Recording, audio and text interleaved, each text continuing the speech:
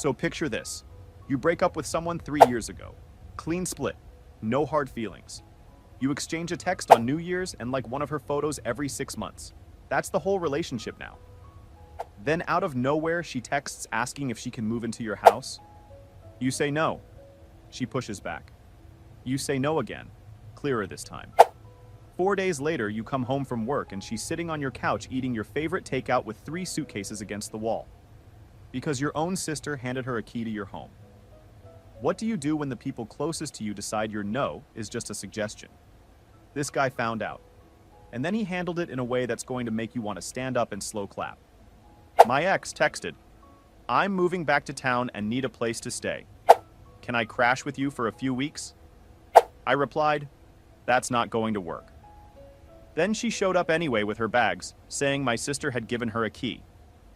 When I changed the locks and told my sister she was no longer welcome either. I'm 31. I own my house, bought it 2 years ago, still paying it off, but it's mine. I work as an operations coordinator at a mid-sized consulting firm, which is a fancy way of saying I manage processes, timelines, and people who can't manage themselves. I'm good at it. I like my space, my routine, and my peace. Not in a dramatic way. I just know what I want, and I don't cave on it easily. That's not something I've always been able to say about myself. It took some time to get here, but it's who I am now. My ex, Kayla, and I dated for about 2.5 years. We broke up 3 years ago when she moved across the country for grad school. No blow-up, no cheating, no dramatic scene. Just a mutual conclusion that long distance wasn't something either of us wanted to sign up for. We ended it and stayed at the level of cordial. That means a Happy New Year text in January and maybe a comment on a photo every 6 months. Not close, not hostile. Just background noise in each other's lives. Looking back on it, the relationship itself was fine while it lasted, but there had always been a pattern with Kayla that I recognized even at the time and mostly let go because it didn't cost me much then. She had a way of treating other people's answers as the opening position in a negotiation.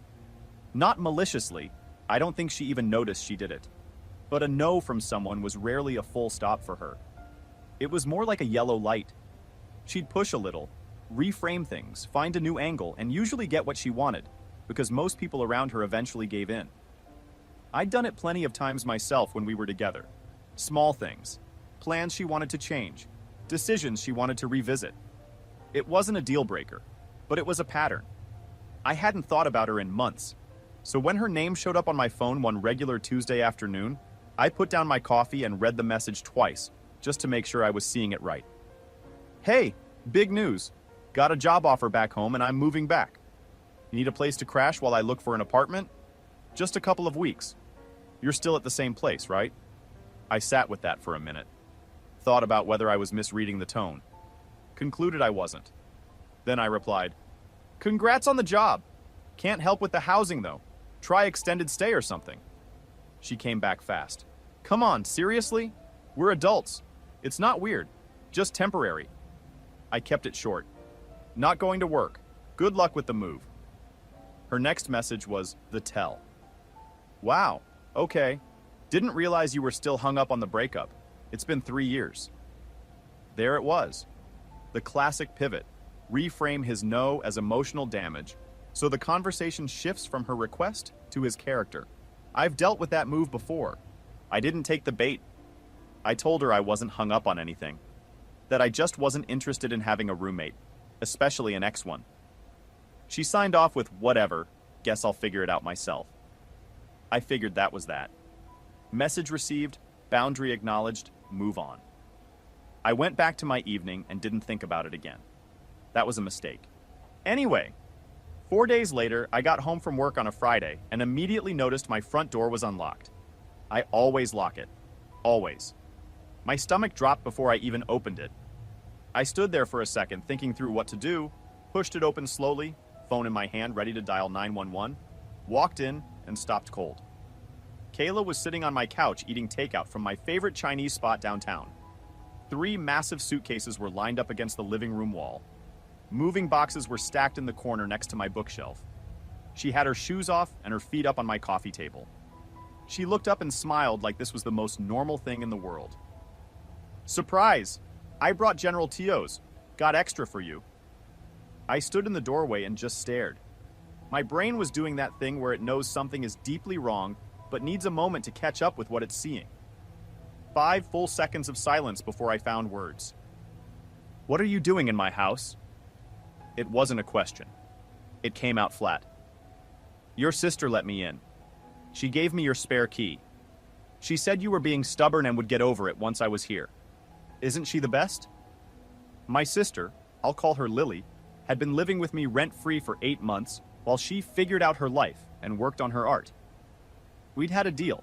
She could stay while she got stable, but she had to contribute around the house and be looking for her own place. It was going fine. I'd given her a spare key for emergencies, real emergencies, medical situations, locked out situations, not hand it to my ex-girlfriend situations. She gave you a key to my house. Yeah, she said you were being dramatic over text, that you don't actually mean no when you say no, that you just need time to warm up to ideas. Kayla reached over and picked up another dumpling from the container, like we were having a casual Friday night in. I called Lily on the spot. She answered on the second ring, sounding completely unbothered, almost cheerful. Oh, good, she made it. See, I knew you'd be fine once she was actually there. You gave her a key to my house. You were being ridiculous. She's not a stranger, you dated for years. She needed help, and you were being selfish. I told her I had said no. Twice. Not maybe. Not let me think about it. No. Lily's response was something I'm still thinking about weeks later. You say no to everything at first. Remember when I wanted to stay with you? You said no then too. But then you let me, and it's been great. That's just how you work. I told her that situation was completely different because she had asked me. She hadn't shown up with moving boxes while I was at work and let herself in with a key I'd given her for emergencies. Come home right now and get your key back. I can't. I'm out with friends. Besides, I gave it to her, so technically it's hers now. She hung up before I could respond to that logic. I turned back to Kayla, who was still eating, still perfectly relaxed. You need to leave. What? I already broke my lease. My stuff is being shipped here. I start a new job on Monday. I understand that, and none of it is my problem. You came here after I told you explicitly that you couldn't. The fact that you made permanent decisions based on an assumption doesn't give you a right to be here. But your sister said, my sister doesn't own this house. I do. She had no right to give you anything. Kayla's expression shifted, went from surprised to something harder and faster. Are you seriously going to make me homeless? What kind of person does that? The kind who said no and meant it. Hotels exist. Airbnb exists. Short-term furnished apartments exist. You have options. She went through the whole argument. She'd spent everything on the move. She didn't have money for a deposit right now. Short-term housing was outrageously expensive. I acknowledged all of it and told her that still wasn't my emergency to solve. She should have had housing secured before she broke her lease. She called me insane. I told her to take her stuff and go be insane somewhere else. She tried calling Lily, voicemail. Tried texting, nothing. Lily had helped start the fire and was now somewhere with friends, unavailable for the smoke. Then Kayla started crying. Not quiet crying, real commitment to it. She said she couldn't believe I was doing this after everything we had together. I told her what we had was 3 years in the past. She called me a jerk. I told her she was probably right, but I was a jerk with a lease and a locked door, and both of those were staying exactly where they were. She hauled her suitcases out in 3 trips, muttering the whole time about how much I'd changed. How the old me would never do something like this. She was right. The old me was a doormat who confused peacekeeping with people-pleasing. That version of me had been retired. I didn't miss him. After she left, I sat in my kitchen, staring at the spare key sitting on the counter, the one Lily had just handed out like it was her property to give. I sent Lily a text. We need to talk. What you did was not okay. Then I changed my Wi-Fi password, which she'd been using for 8 months. Small move, but it felt like the beginning of something. Pause for a second, and for anyone listening, this is me, the host, jumping in, not the OP. I want you to notice what he did not do in that confrontation. He didn't yell. He didn't get emotional and list every reason why this was unfair. He didn't threaten anything. He just kept repeating his answer until she left. That's the actual move here. The moment you start explaining yourself to someone who already ignored your no, you've handed them a debate. They'll argue every single point you make. He gave them nothing to argue against. Just, you need to leave on loop until it worked. Now Lily is still out there, and she's got 8 months of living in his house rent-free behind her, which means she's about to do something bolder than just giving out a key. Lily texted back the next morning. I'd been waiting for something defensive, maybe an apology with a bunch of qualifiers. What I got was the most entitled message I've read in my life. She said she couldn't believe I'd actually made Kayla leave, that Kayla was at a budget motel somewhere and couldn't afford to eat because all her money was going toward the room, that this was on me, personally, that I'd done this. I told her it was on Kayla for showing up uninvited and on Lily for giving out my key without permission. Her reply, I was helping someone. That's what decent people do. What is wrong with you? You violated your own values by turning her away. I read that twice, sat with it, then typed back that handing out a key to someone's home without their permission wasn't helping. It was overriding someone's decision because you thought you knew better. Big difference. Her next message, Mom wants to talk to you. My mom called within 3 minutes of that text. She opened with, your sister is very upset. What is this about you throwing your ex-girlfriend out in the cold? I walked her through the whole sequence. The text where I said no. Kayla showing up with 3 suitcases. Lily giving out the spare key and then defending it by saying I don't actually mean no.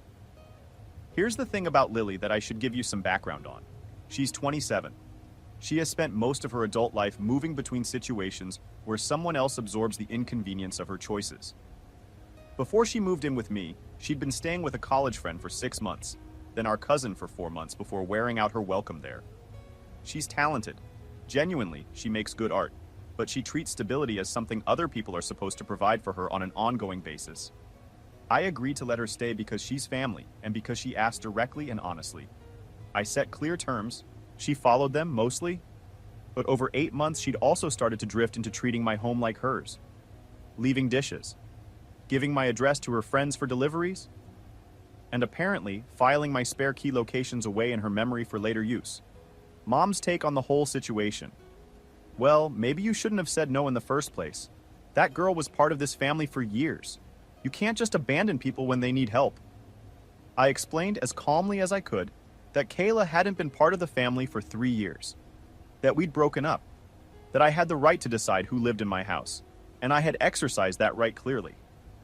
You have a whole guest room sitting empty. It would cost you nothing to let her stay for a couple of weeks. It would cost me my peace of mind and my right to make decisions about my own home. That's not nothing. You're being selfish. We raised you better than this. I told her she raised me to keep the peace at my own expense, and I was done treating that like it was the noble option. That landed badly. She told me not to take that tone with her. I told her that Lily was no longer welcome at my house. She'd proven she couldn't be trusted with access to it, and I wasn't going to pretend otherwise. Mom said I couldn't ban my own sister from my home. I told her to watch me. She started raising her voice about family loyalty and how I was tearing everything apart over nothing. I told her I was ending the call and did. Then I sat down and thought about what came next, because I knew this wasn't over. Hold on. Let me jump in here because I need to point something out. We raised you better than this. That line. Every family's go-to when someone finally stops absorbing the cost of other people's decisions. What it actually means is, we raised you to keep everyone comfortable at your own expense. And to his credit, he didn't wobble. No, I understand where you're coming from. No, let me think about it. He said, watch me. That's not cruelty, that's clarity. There's a real difference between being a jerk and being done being a mat. And his family was about to run a masterclass in proving his point for him. That afternoon, I got a text from an unknown number. This is Kayla, using a coworker's phone. We need to talk. Your sister told me where the spare key is, the one under the rock by the back door. My stomach dropped straight to the floor. I had a second spare key. I'd hidden it under a decorative rock near my back door about 2 years ago. Pure habit thing. Never needed it. Completely forgot it was there. I'd never told anyone about it, but apparently Lily had seen me put it there once and filed that information away, and had now passed it along to Kayla. I ran outside. The rock was moved. The key was gone. I called a locksmith immediately. Emergency weekend service. $250, worth every cent. While I waited for him to show up, Lily appeared at my front door and started banging. I opened it with the chain lock still on. How do you know about the spare key? What? The one under the rock? Yeah, I saw you put it there last year. What's the big deal? You told Kayla about it. She needed to get in. Look, she can just stay there during the day while you're at work. You don't even have to see her. Problem solved. I stared at her for a long moment. She genuinely believed that. That Kayla sneaking into my house while I was at work, living there without my knowledge or consent, was a workable solution. That would make everyone happy.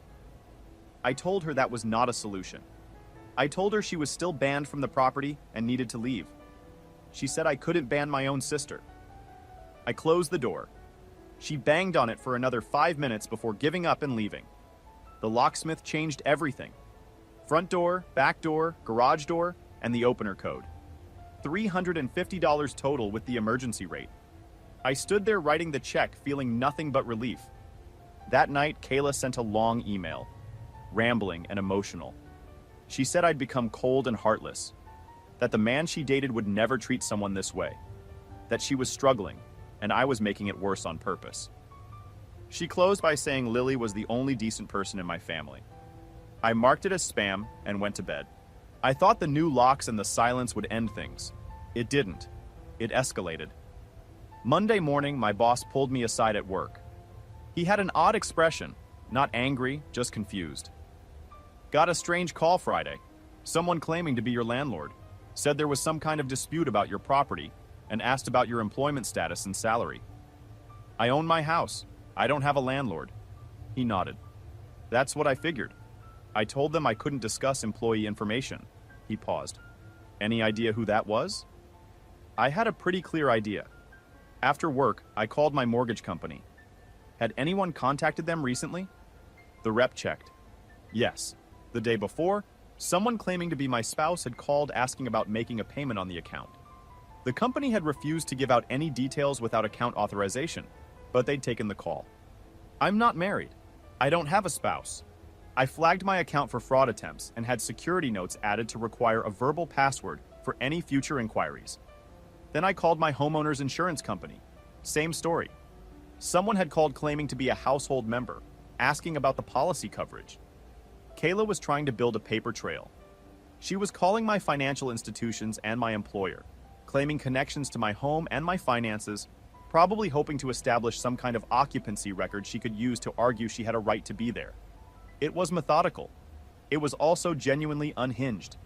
I called the police non-emergency line and explained the full situation.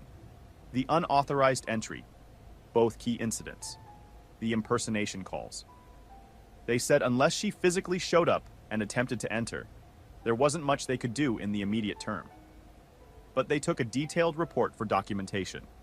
2 days later, I came home to find a notice on my door from the city's code enforcement office. An anonymous complaint had been filed claiming I was operating an illegal short-term rental without a permit. I am not running any kind of rental. I live there. Alone. I scheduled the inspection, then spent an evening pulling together every document I had, my mortgage statements, the property deed, utility bills in my name, my homeowner's insurance policy, 3 years of tax returns showing it as my primary residence. I organized everything chronologically and labeled it clearly. Not because I was worried about the inspection, there was obviously nothing to find, but because I'd realized by that point that documentation was the only thing that was going to matter when this eventually went somewhere bigger. When the inspector came that weekend, it took him less than 20 minutes to walk through and see that this was clearly just one person's home. No rental listings, no second residence, no sign of anything but a regular guy living alone. He marked the complaint as unfounded before he left. I asked if he could tell me anything about who filed it. He said anonymous complaints were common in neighbor disputes. This isn't a neighbor dispute, I told him. This is my ex-girlfriend and my sister running a harassment campaign because I wouldn't let one of them move in. He gave me a look that said he believed every word of it. He suggested I talk to a lawyer if anything else came up. That night, I sat down and organized everything into a single folder. Every text, every call record from my financial institutions, the police report, the code enforcement notice and its unfounded ruling, Kayla's email, and screenshots of Lily's social media post from earlier that morning, showing her and Kayla looking perfectly fine at a coffee shop. I didn't know exactly what I was going to do with it yet, but I knew the folder was going to matter. Okay, stop. Because I need to make sure you clocked what just happened. She called his employer. She called his mortgage company. She called his insurance provider.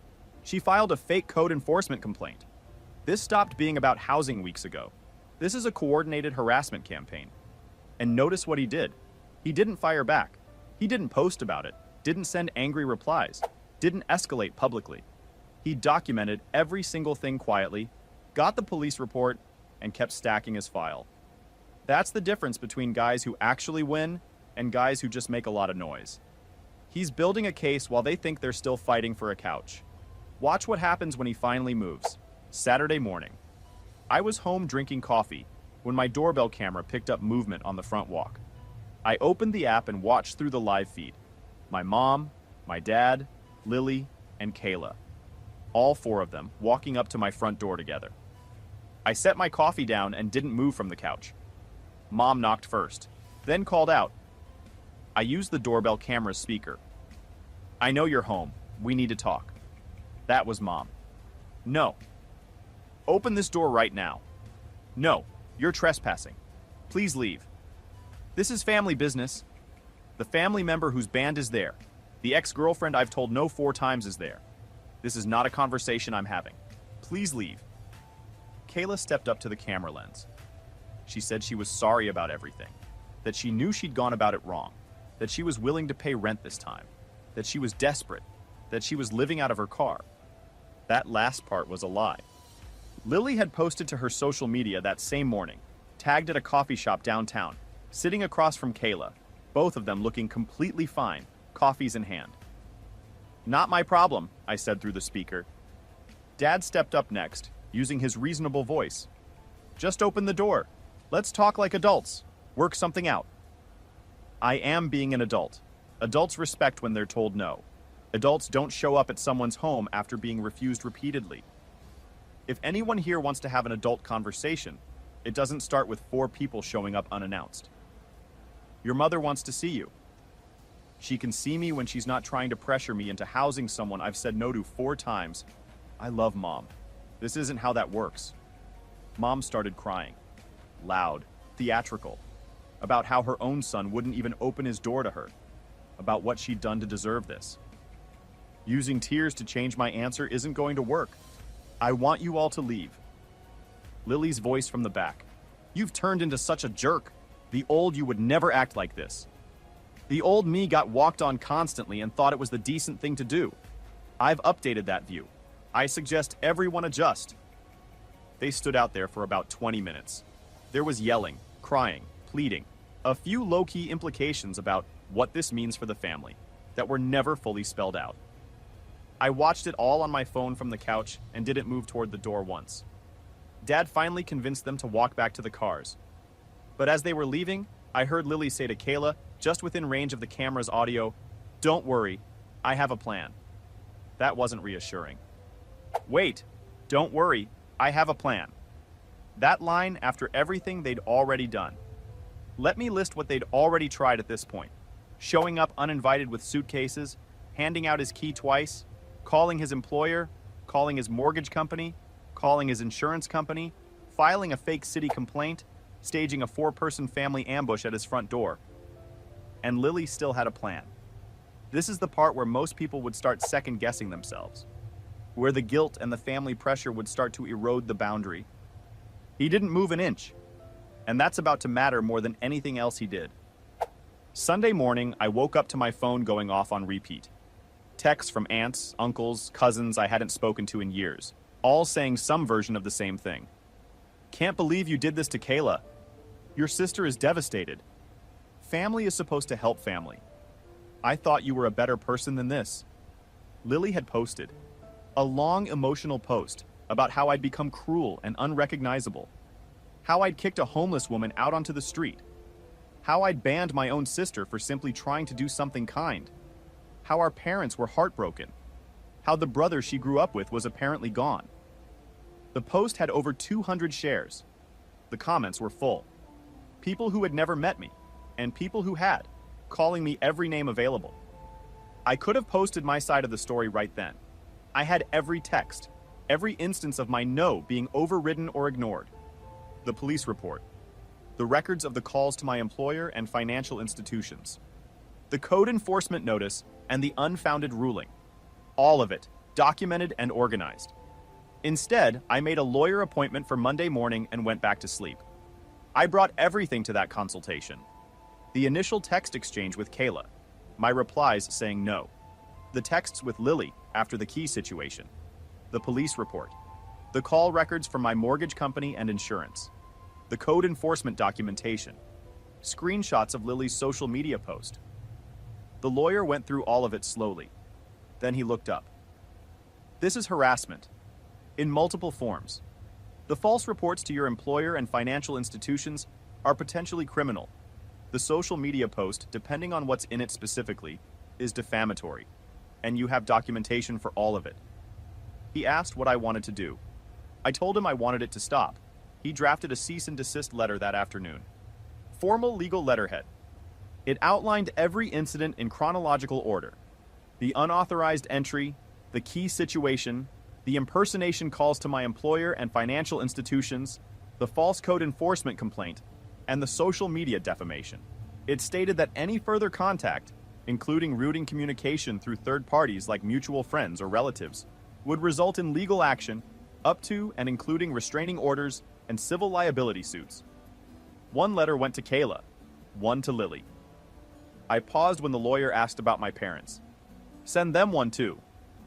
All four went out certified mail on Tuesday. By Wednesday afternoon, my phone had gone completely quiet for the first time in weeks. No texts, no calls, no emails from unknown numbers, no social media notifications. Nothing. Thursday, Dad called from a number I hadn't blocked yet. We got the letter. Good. Long pause. Was that really necessary? Yes, nothing else worked. They wouldn't stop. He sighed. Said Mom was very upset. Said Lily was talking about moving out of state. Asked if I genuinely didn't care at all. I told him I cared about my right to make decisions about my home being respected. Since that hadn't been happening through normal conversation, I'd escalated. They were free to feel however they felt about it. But they were the ones who kept going after every clear answer I gave them.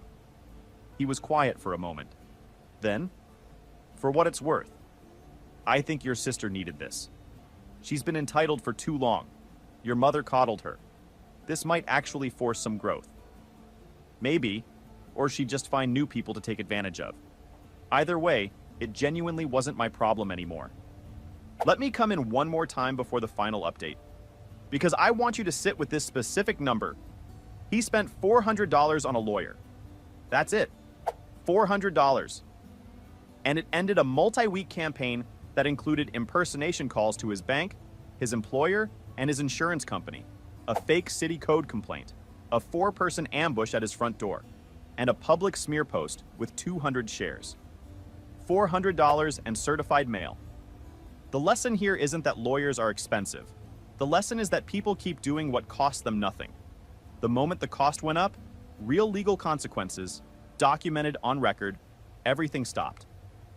He understood that earlier than most people figure it out, and it saved him months. Final update! It's been 6 weeks since the cease and desist letters went out. Here's where everything landed. Kayla found an apartment through mutual friend connections. She's living with 2 roommates now, and from what I've heard through the grapevine, she's not having a great time because they're messy and don't respect her space. I'm not going to pretend I don't find that funny. She moved out of a situation where her ex said no, and into a situation where strangers say no with their dirty dishes. That's the universe doing its thing.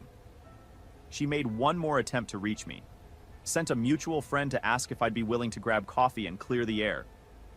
I told the friend no. I also told the friend that if Kayla kept routing people through mutual contacts, that counted as a violation of the cease and desist, and to pass that along.